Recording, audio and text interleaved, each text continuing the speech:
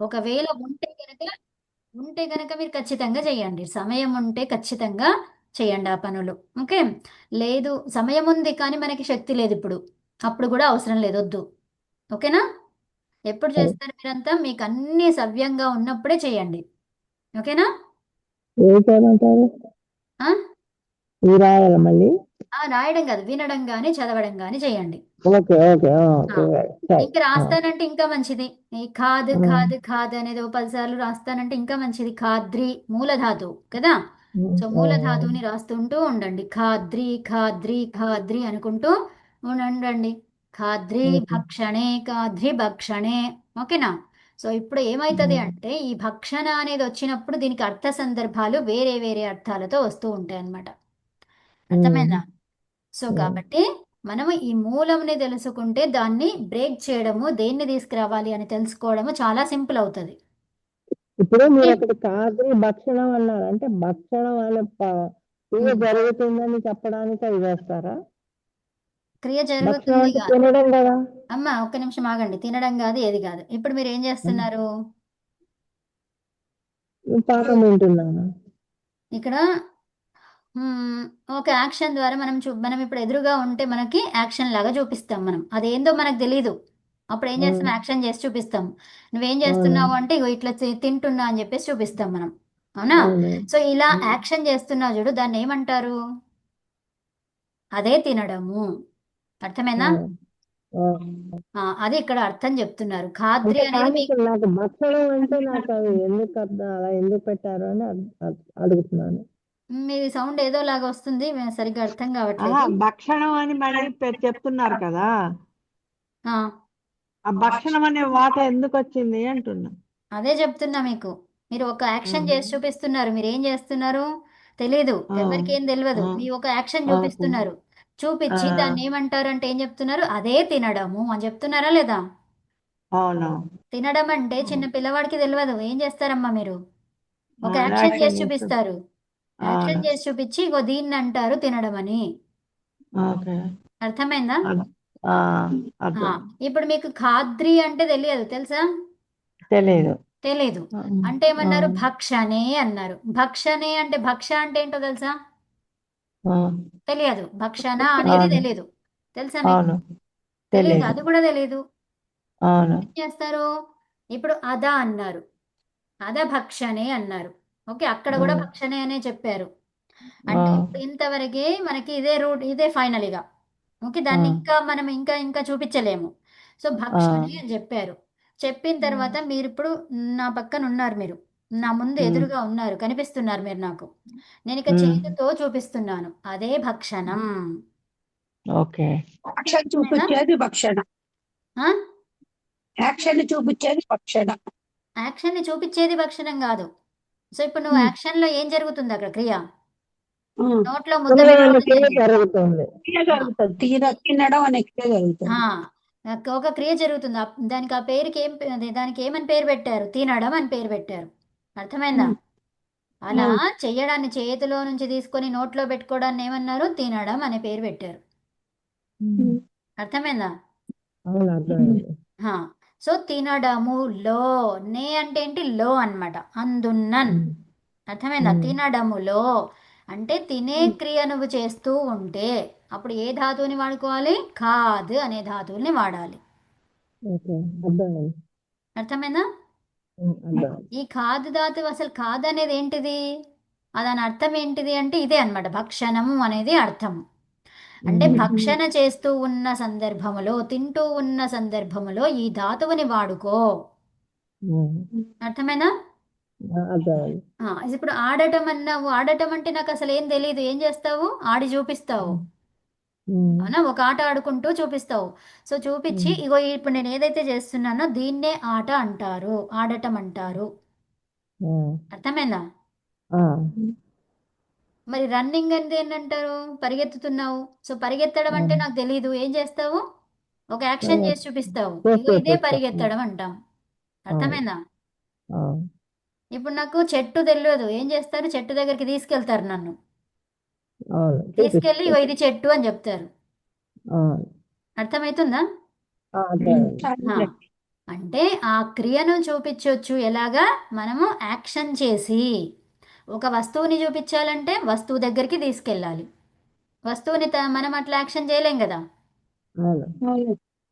అర్థమవుతుందా? అర్థమైంది. అర్థమైంది. ఇప్పుడు చెట్టులాగా మనం యాక్షన్ చేస్తున్నామంటే అది ఒక క్రియ అయింది, మళ్ళీ అది చెట్టు కాలేదు. అవును. అర్థమైందా? అని చెట్టు దగ్గరికి వెళ్ళి చూపిస్తే చెట్టు. దగ్గరికి వెళ్ళి చూపిస్తే అది చెట్టును చూపించు, అది ఒక వస్తువు. అది వస్తువుని ఎట్లా నువ్వు చేస్తావు, చేయడానికి చెయ్యి. లేదు అది. అదే. అర్థమైందా? చేసేదాన్ని ఆ. క్రియ అంటాం, యాక్ట్ అదే. చేసేదాన్ని క్రియ అంటాం. మరి అది క్రియనా కాదు కదా. చెట్టు అనేది క్రియ ఎట్లయింది? కాదు. కాదు. అర్థమైందా? ఆహా. అది ఒక నౌన్, అది ఒక శబ్దం, అది ఒక నామం, ఒక నామవాచకం అది. Okay, okay. అలాగనమాట. అంటే ఇప్పుడు క్రీడ్ అని ఉంది, ఇప్పుడు మనకి తినడము, తిరగడము, వినడము ఇవన్నీ ఉన్నాయి. సో వాటిని ఎలా చెప్పాలి? తెలీదు. తెలియనప్పుడు ఏం చేస్తారు? అర్థ సందర్భాలు ఇస్తారు. ఈ అర్థ సందర్భం ఏదైతే ఉందో ఆ సందర్భంలో ఈ దాన్ని వాడుకో. నువ్వు అలా చేస్తున్నప్పుడు, అలా యాక్షన్ చేస్తున్నప్పుడు ఏం వాడాలి? ఖాదు ధాతువుని వాడాలి. ఓకే. అర్థమైనా? అర్థమైంది. సో ఇప్పుడు క్రీడ రాసుకోండి. క్రీడ్ ఆడటం, క్రీడతి. క్రీడతి అంటే ఏంటి? ఆడుతున్నాడు ఆడుతున్నాడు. లేదా ఆడుతున్నది. ఓ. ఓకే, ధాతువుకి ఏముండదు? ధాతువుకి ఏముండదు? ప్రత్యయం ఉన్నది. ఇప్పుడు ప్రత్యయాలు. డు అన్నాను, ది అన్నాను. ఓకే, అవి ప్రత్యయాలు కదా. అన్నిటికీ ఏమైంది? క్రీడతి అయింది. ఆడుతున్నాడు అంటే క్రీడతి అన్నాము, ఆడుతున్నది అంటే క్రీడతి అన్నాము. ఒక వస్తువు, ఒక జంతువు లేకపోతే ఏదో ఉంది. సో అది చేస్తుంటే కూడా క్రీడతినే అన్నాము. ఏముండదు? లింగభేదం ఉండదు. లింగ భేదము ఉండదు. ఇప్పుడు నేను చెప్పిన దానికి రిలేటెడే క్వశ్చన్ అది. అర్థమైందా? లింగభేదం ఉండదు. అవును. మీరు ఎక్కడో ఆలోచించద్దు, నేను చెప్పిన దానికి రిలేషనే నా క్వశ్చన్. కాబట్టి లింగ భేదము ఉండదు. అర్థమైందా? ఏముండదు? ధాతువుకి లింగభేదం. లింగ భేదం ఉండదు. అర్థమైందా? ఓకే. సో అది మీకు ఆ పదం రావాలి.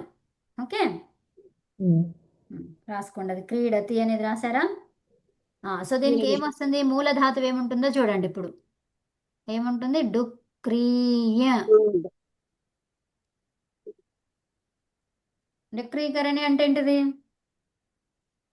కాదు, డుక్రీ కాదు. ఇది ఏంటిది? అది డుక్రీకరణి అంటున్నాం కదండి. ఒక్క నిమిషం ఆగండి. క్రీడ్రి రావాలి. క్రీడ్రి అంటే క్రీడ్రి. క్రీడ్రి ఏమనాలి? క్రీడ్రి విహారే. విహారే.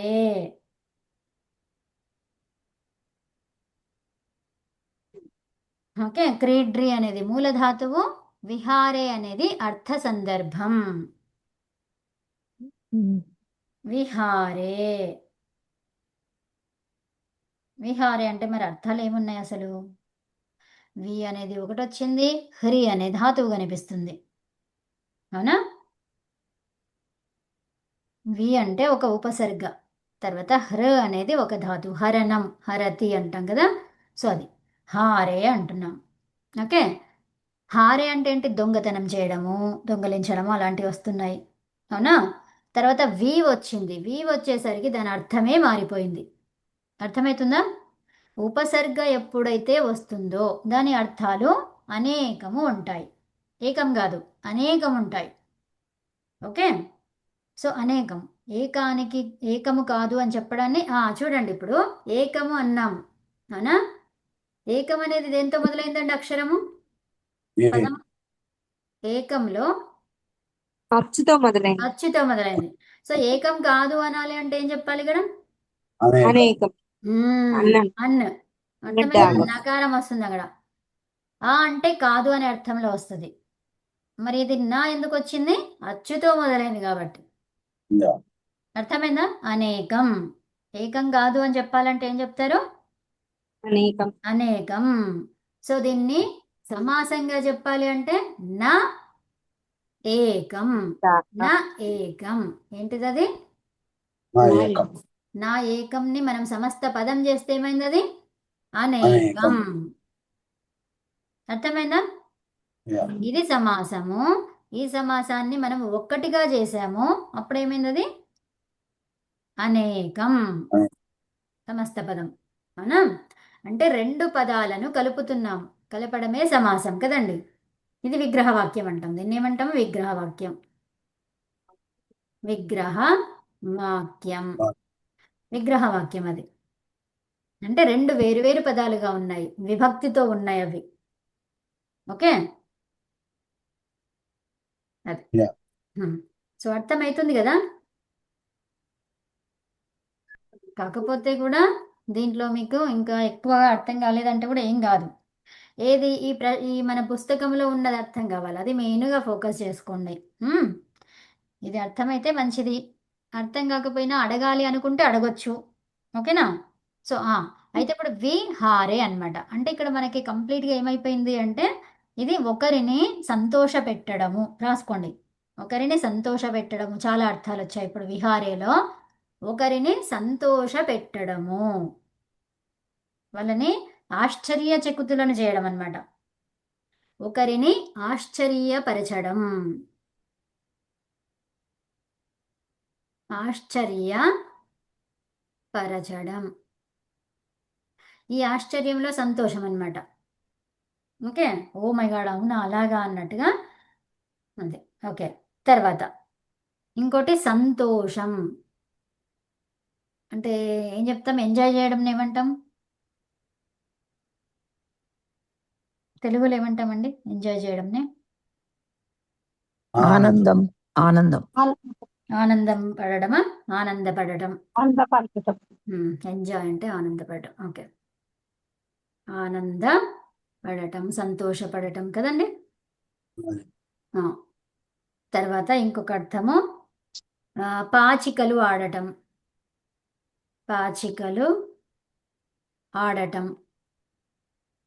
దేనికమ్మా ఈ అర్థాలు? ఈ అర్థం విహారే క్రీడ అంటే అర్థాలు రాసుకోండి. విహారే అంటే అర్థాలు అవన్నీ రాసుకోండి. ఓకే, క్రీడ్రి విహారే అనే దానికి అర్థాలు. సో అక్కడ రాసింది ఏముంది, దానికే అర్థాలు కదా. సో ఆశ్చర్యపరచడం, ఆనందపడటం, పాచికలు ఆడటం, తర్వాత శబ్దము చెయ్యడం. సంతోషపెట్టడం, శబ్దం. శబ్దము చెయ్యడం. ఓకే, నాలుగోది ఏంటిది? శబ్దము చేయడం. ఇంకోటి ఆడటం. ఇంకోటి ఏంటిది? ఆడటం. ఇన్ని అర్థాలు వచ్చినాయి. ఎందుకు? విహారే అన్నాం, అక్కడ విహారే అన్నాం. ఈ విహారే అంటే ఇన్ని అర్థాలు వస్తాయి. అర్థమైందా? విహారే, క్రీడ్రి విహారే అనే దానికి అర్థాలు ఎన్ని అన్నమాట. అర్థమైందా? అందులో మనం ఏం తీసుకున్నాము? ఆడటం అనేది తీసుకున్నాం. ఓకేనా? సో క్రీడ్రి విహారే. ఇప్పుడు మనకి ఇక్కడ ఏమొచ్చింది? ఖాద్రి అన్నాం. ఇందులో కూడా ద్రి వచ్చింది, అవునా? రీ వచ్చింది, అవునా? ఖాద్రి. తర్వాత ఇదేంటి? క్రీడ్రి. ఏమొచ్చింది ఇక్కడ కూడా? రీ వచ్చింది. రీ, ఇత్. ఇత్ ఏమున్నది ఇక్కడ? రీ కదా, రీనే కదా ఇత్. ఇక్కడ పతుల్రి, పతుల్రి అంటున్నాం. ఇక్కడ ఏమంటున్నాము? పతుల్రి. ఇల్రి వచ్చింది ఇక్కడ. ఏమొచ్చింది? ఇల్రి. పతుల్రిలో ఇల్రి వచ్చింది. సరే, అది ఇంకా వదిలేయండి. ఇంతవరకు రాసుకున్నారు కదా. ఇప్పుడు మూడోది రాయండి. పత్ క్రింద పడటం, పతతి. ఓకేనా? పత్ క్రింద పడటం, పతతి.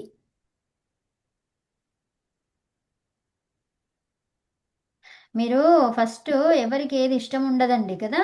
సో మనము పని చెయ్యాలి అంటే ఎవరికి ఏది ఇష్టం ఉండదు, ఉంటుందా? ఉండదు. అది ఇష్టం ఎప్పుడైతుంది? చేస్తూ చేస్తూ ఉండగా ఇష్టం అనేది పెరుగుతుంది. ఇంకా మనకి రాలేదు అంటే ఇష్టం అనేది పోతుంది. కానీ ఇక్కడ ఇష్టం ఉన్నా లేకపోయినా సంస్కృతం నేర్చుకోవడం అనేది ఒక ధర్మం అన్నమాట.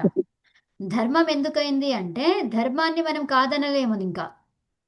అర్థమైందా? ధర్మం ఎందుకైంది అంటే ఈ సంస్కృతం అనేది దాని ద్వారా మనకి సంస్కృతి అర్థమవుతుంది.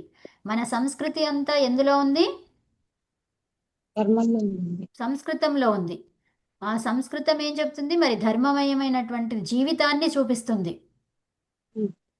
అర్థమైందా? ఆ, కాబట్టి ఇక్కడ నీకు ఆప్షన్ కాదు ఇది. అర్థమైందా? మనం ఇది ఆప్షన్ అనుకుంటున్నామేమో, కానీ ఆప్షన్ కాదు ఇక్కడ. సంతోషం. ఆ సో కాబట్టి ఖచ్చితంగా ప్రతి ఒక్కరు అన్నీ తెలుసుకోవాలండి. ఉమ్, ఇది సంస్కృతం అనేది తెలుసుకోవాలి. ఉమ్, ఉమ్, తెలుసుకుంటేనే మన మూలం అనేది అసలు ఏంటి, మనది మనమేంటి, అసలు వేరే వాళ్ళు ఏంటి, ఇవన్నీ అర్థమవుతాయి అన్నమాట. కదా? ఉమ్. ఉమ్. పత్ అనేది రాసుకున్నారు కదా. పత్ అంటే క్రింద పడడం, కింద పతతి. పడటం. హా. సో దాని పక్కన ఉమ్, కామా పెట్టేసి ఇవన్నీ ఏవి రాయకుండా ఏం చేస్తారు? ఇప్పుడు నేను చెప్పేది రాయండి. ఓకే. ఉమ్, పతిల్రి గతౌ. ఉమ్. అక్కడ రాయండి మేడం. రాస్తాను. పతిల్రి, ఇది ఇలాగే రాయాలి. ఓకేనా? పతిల్రి గతౌ అంటే ఏంటి? గతి అనేది మనకి తెలుసు కదా. ఎలా తెలిసింది? చదువుకున్నాం కాబట్టి తెలిసింది. ఇప్పుడు విహారే, విహారే అంటే మనకు తెలీదు, ఇప్పటి వరకు తెలీదు. ఇప్పుడు అర్థమైంది మనకు. అర్థమైందా లేదా? ఉమ్, అవునా? అర్థమైంది. ఇప్పుడు మనకు గుర్తుంటది. ఇప్పుడు గతి అంటే మనకి తెలియదు, ఎప్పటి వరకు తెలియదు, చదువుకోనంత వరకు తెలియలేదు. చదువుకున్నాము, మనం గుర్తుపెట్టుకున్నాము. గతి అంటే వెళ్ళడం అనేది మనకి కన్ఫర్మ్ అయిపోయింది. అట్లాగే ఉమ్, విహారే అనేది ఇప్పుడు చదువుకున్నాము, మళ్ళీ దాన్ని గుర్తుపెట్టుకుంటాము. తర్వాత విహారే అనగానే ఈ అర్థాలు, 5 అర్థాలు చెప్పేసుకుంటాం. ఉమ్, అర్థమైందా? ఇంకెప్పుడు ఉమ్, విహారే వచ్చినా కూడా మీరు ఏం చేస్తారు? ఈ అర్థ సందర్భములో అంటే ఉమ్, విహార అనేది శబ్దం. ఓకే. ఉమ్, విహారం అనేది నపుంసకలింగం. ఉమ్. విహార శబ్దం ఏంటిది? నపుంసకలింగ శబ్దం అది. ఈ నపుంసకలింగంలో ఏ అనేది వచ్చింది ఎప్పుడు? 7వ విభక్తిలో అని చెప్పుకున్నాం మనం. అర్థ సందర్భం ఎప్పుడు కూడా 7వ సప్తమి విభక్తిలో ఉంటుంది అని చెప్పుకున్నాం. ఈ ఏకారము సప్తమి విభక్తిని చెప్తుంది, అది అందులో అని చెప్తుంది. అర్థమైందా? ఉమ్? మరి మూల శబ్దం ఏంటి? విహార. మూల శబ్దము విహార. మరి దానికి అన్ని లింగాల్లో చేయొచ్చా? కాదు. అదే లింగం అది? నపుంసకలింగం. కాబట్టి విహార అనేది మూల శబ్దము, దానికి విహారం అనేది ప్రథమా విభక్తి ఏకవచనము. అర్థమైనా? ఉమ్? ఉమ్. అది. సో విహారం అనేది శబ్దం అది. విహార అనేది మూల శబ్దం, విహారం అనేది నపుంసకలింగ శబ్దం. సో అది అలాగా చెప్పుకున్నాం. అట్లాగే మీకు అర్థమవుతూ ఉంటుంది. కొంత చదువుకున్నాక మళ్ళీ మనం గుర్తు చేసుకుంటాము, ఆ శబ్దం మనకి ఫెమిలియరైజ్ అయిపోతుంది. అప్పుడేమంటాము? ఇది నాకు తెలుసు అంటాం. అవునా కదా? శవ. ఆ. సో ఇప్పుడు గతౌ, గతౌ అంటే ఏంటి? ఇది ఎందులో ఉందండి? ఎప్పుడు కూడా అర్థ సందర్భం ఎందులో ఉంటుంది? సప్తమిలో. సప్తమిలో ఉంటుంది. ఇది సప్తమి అని కన్ఫామ్ ఇదిగా. ఓకే. ఉమ్, ఇది ఏం కన్ఫామ్? ఇప్పుడు మరి అది మూలంలో ఏముంది అనేది అర్థం చేసుకోవాలి. అర్థమైందా? గతవు అనేది కన్ఫామ్, ఇంకా సప్తమిలో ఉంటుంది అనేది. ఓకే. చెప్పండి. ఆ, ఏంటి నిమ్మకాయది అమ్మా? మ్యూట్ పెట్టుకోండి అమ్మా. సో ఇప్పుడు గతవ్ అనేది సప్తమి అని చెప్పేసుకున్నాం. అది మూలములో ఏముంటది? మనం ఏమన్నాము? గతి అన్నాం. ఏమన్నాము? గతి. అంటే ఇకారము ఉన్న శబ్దాలన్నీ కూడా సప్తమిలో ఏమవుతాయి? ఉమ్? ఇకారం ఏమైంది సప్తమిలో? అవ్వయింది. అయింది. సో ఇప్పుడు హరి అన్నాను, ఏం చెప్తారు మీరు సప్తమిలో? అరవు. హరవ్. గిరి అన్నాను, గిరవు. ముని అన్నాను. మునవు. హ్మ్. అర్థమవుతుందా? ఇవన్నీ మనకి రావాలి. రావాలి అంటే ఒక్కసారిగా ఎప్పుడూ రాదు. మనం ఏదో పని చేస్తున్నాము, చేస్తున్నప్పుడు ఒక ఈకారంతో వచ్చింది శబ్దం, అప్పుడు ఏం చేస్తారు? సప్తమిలోకి వెళ్ళిపోవాలి మీరు. హ్మ్? ఉమ్, హ్మ్. సప్తమి రూపాన్ని గుర్తు చేసుకోవాలి.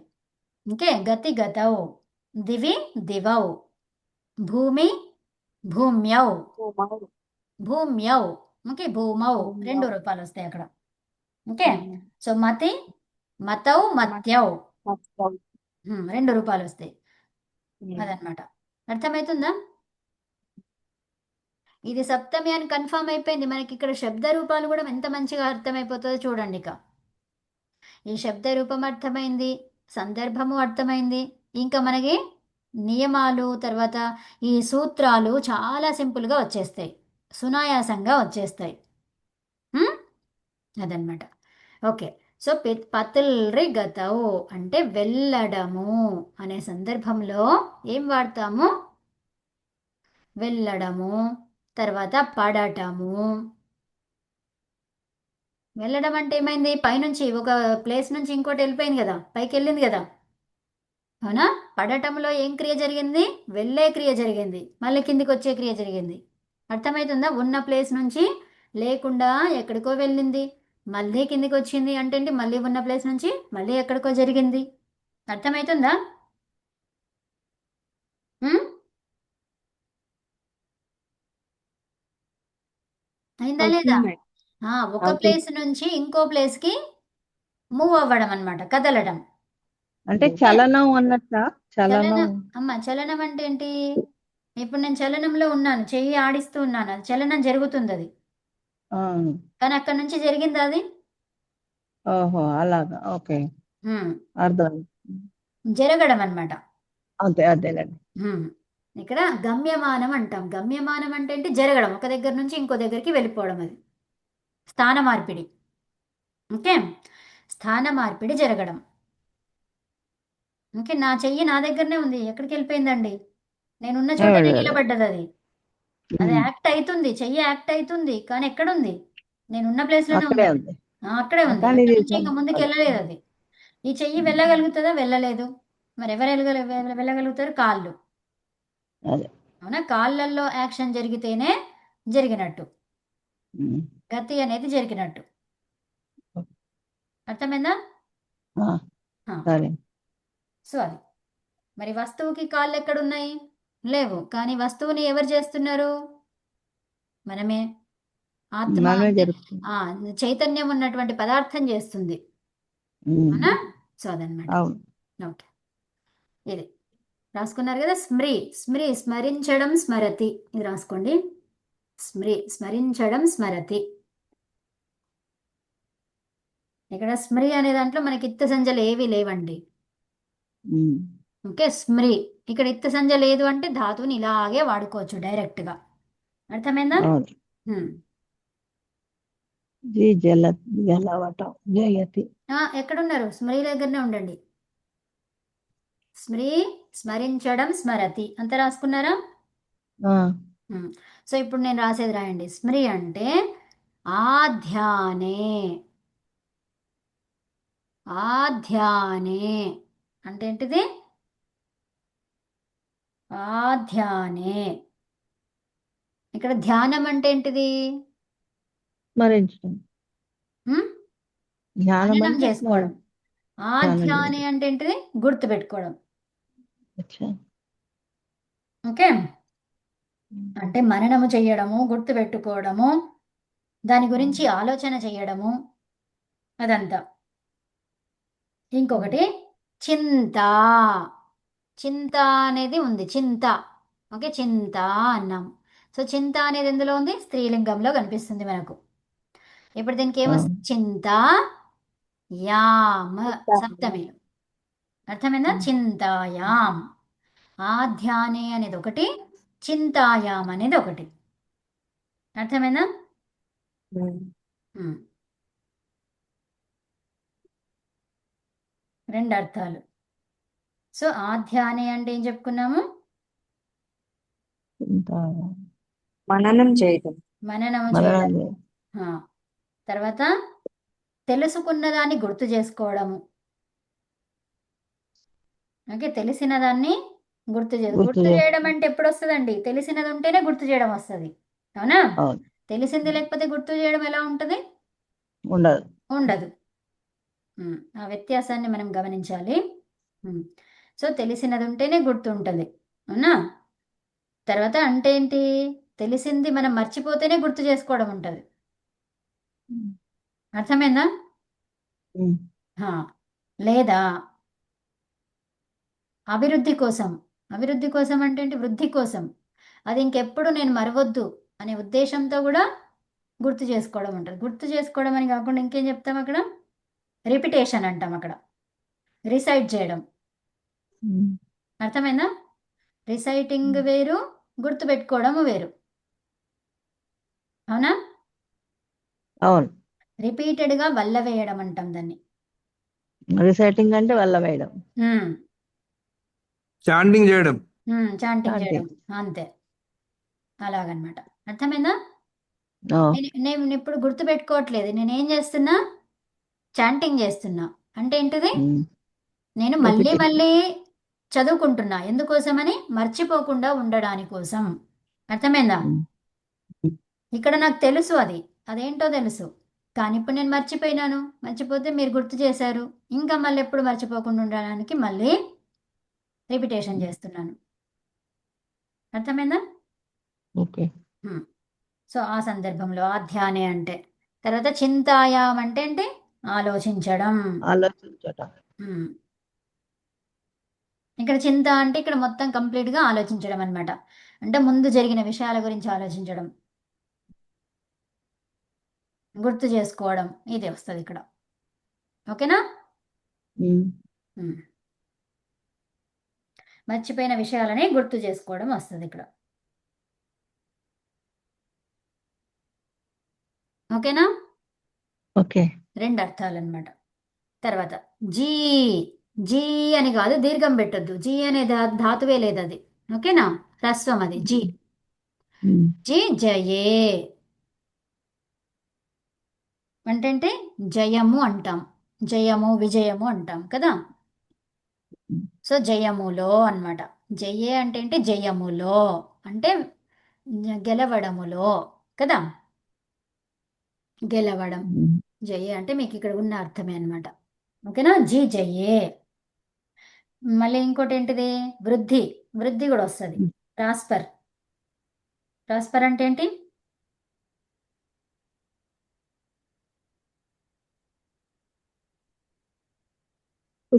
పుష్కలంగా ఉండడం. అభివృద్ధి, వృద్ధి అంటాం. అవునా? వృద్ధి అన్నమాట. ప్రాస్పరస్ అంటే వృద్ధి. సమృద్ధి. ఉమ్. గెలవడము, తర్వాత వృద్ధి అని. జయ అంటే గెలవడం కూడా కాదు. అంతే, గెలవడమే. ఉమ్. ఎక్కడ వృద్ధి జరిగింది, మనం చేసేటువంటి పోటీలో గెలిచే దాంట్లో వృద్ధి జరిగింది. అర్థమేనా? ఉమ్, ఉమ్. జీ జయ్యే, గెలవడంలో వృద్ధి అన్నమాట. అంటే టువర్డ్స్ గెలవడం. అర్థమవుతుందా? మన ఆ, ఎక్కడికి వెళ్తుంది అది వృద్ధి, ఎక్కడికి వెళ్తుంది, పైకి ఎక్కడికి వెళ్తుంది, గెలవడానికి వృద్ధి. అవునా? ఉమ్, అచీవ్ చేయడానికి, గెలవడానికి, పొందడానికి కదా. సో అవన్నీ వస్తాయి అక్కడ. సరే, ఇంకోటి నీ. నీ, నీ అనే ధాతువు. నీ తీసుకెళ్ళడం, నయతి.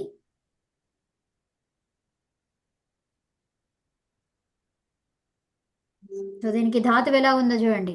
ఇప్పుడు మనకి ఏ ఆదేశం అయిందో చెప్పండి ఇక. నీయ ప్రాపణే. నూన. ఉమ్?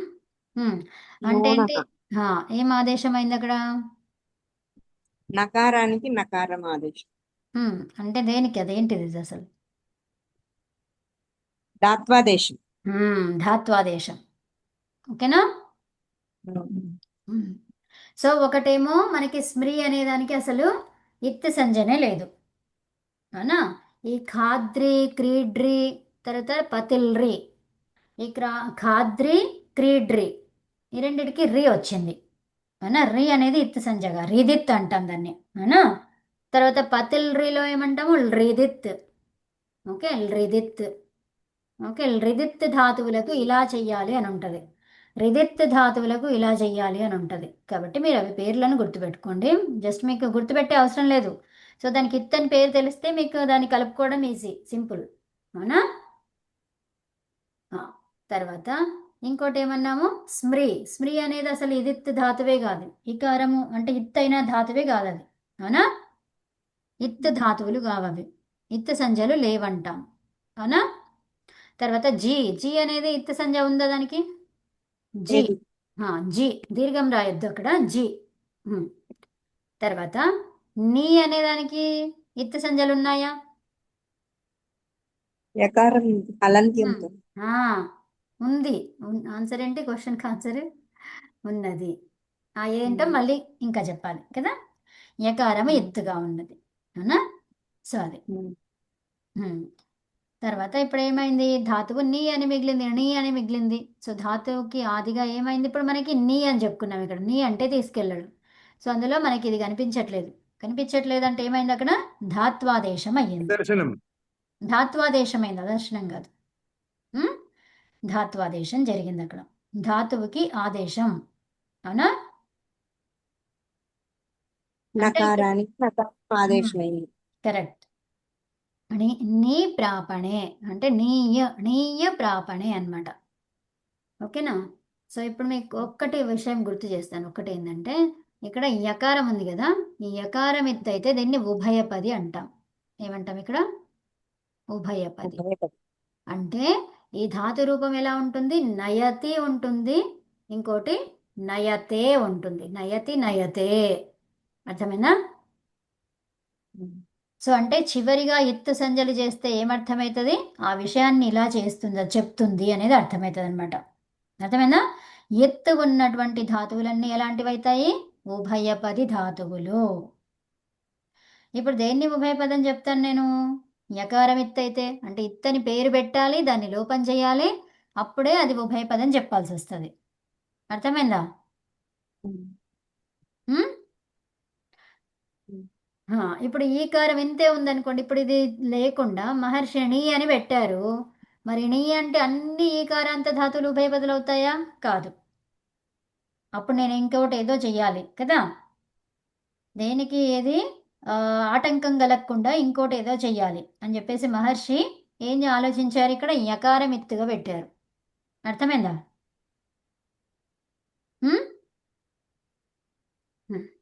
తర్వాత హ్రీ. హ్రీ తీసుకెళ్ళడం, హరించడం. మేడం ప్రాపణే అంటే తీసుకెళ్ళటం అనే అర్థమేనా? ప్రాపణే చెప్పలేదు కదా, రాసుకోండి. ప్రాపణే అంటే ఏంటిది? పొందడము, ప్రాప్తించడం కదా. పొందడము, ప్రాప్తించడము.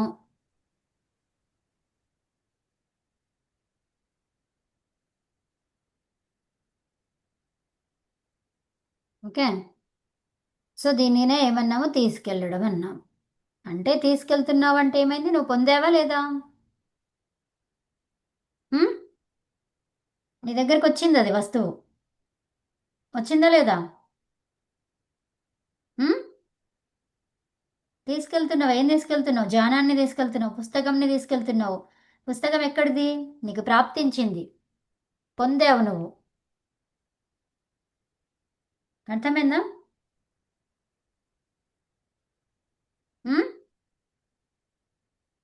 తీసుకెళ్ళడం అంటే ఏంటి? ఏదో ఒక వస్తువుని తీసుకెళ్తున్నావు. అక్కడ వస్తువే కావచ్చు, ఒక జ్ఞానమే కావచ్చు, లేకపోతే ఒక పిల్లల్నే కావచ్చు, నీ వెంట తీసుకెళ్తున్నావు.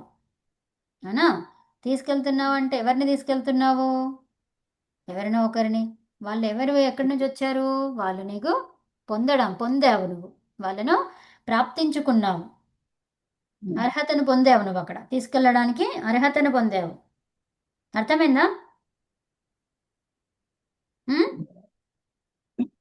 యా. సో అందుకని జ్ఞానాన్ని తీసుకెళ్తున్నాను. ఎందుకు? ఎలా తీసుకెళ్తున్నాను నేను?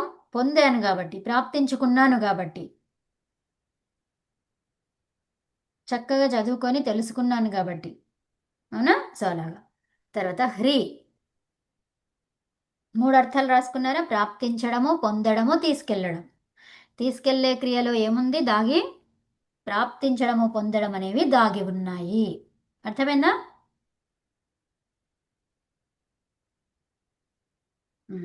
నెక్స్ట్ రాసుకోండి. హ్రీ ధాతువు. దీనికి ఇత్తు సంజ్ఞ ఉంది. ఓకేనా? హ్రీయ. హ్రీయ. ఇది ఈ అకారాన్ని ఎలా చదవాలి? నేజల్తో చదవాలి ఇది. ఓకేనా? ఇది హల్. పంచమ వర్ణాలన్నీ కూడా నేజల్, ముక్కుని వాడాలి.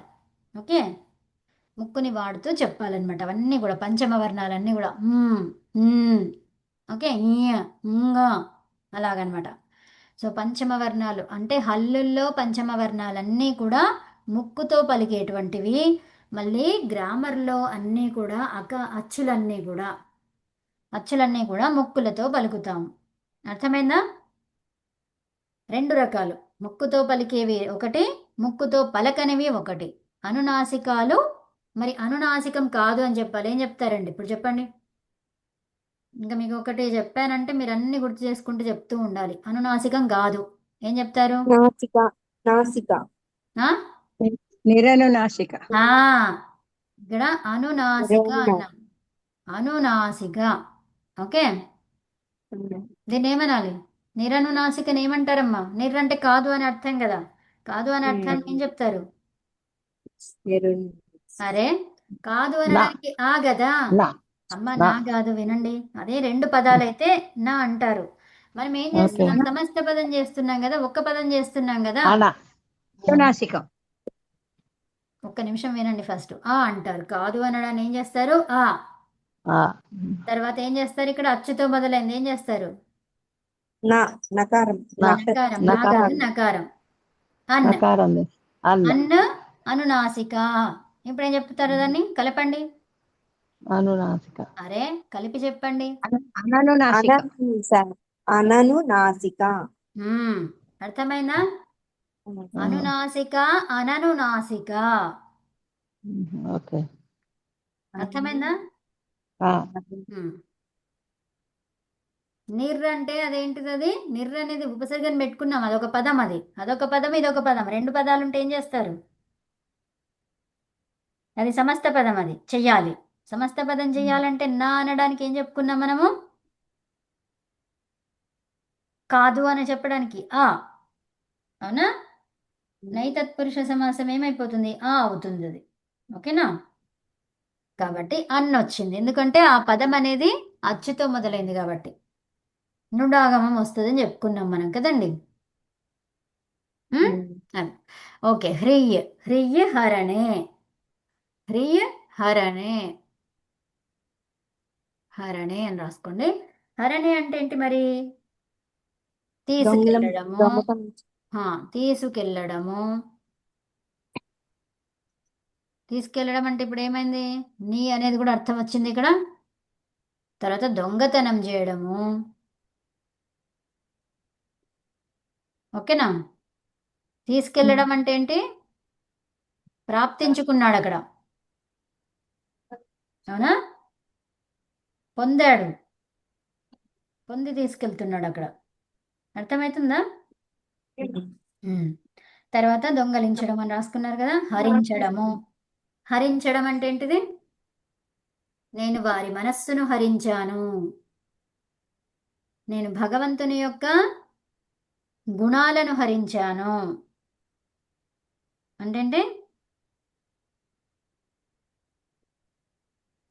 ఏంటి?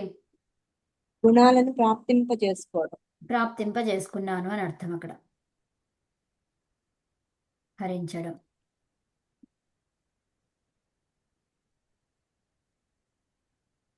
మూడు అర్థాలు. ఓకేనా? సో తీసుకెళ్ళడము, హరించడము, దొంగతనం చేయడం.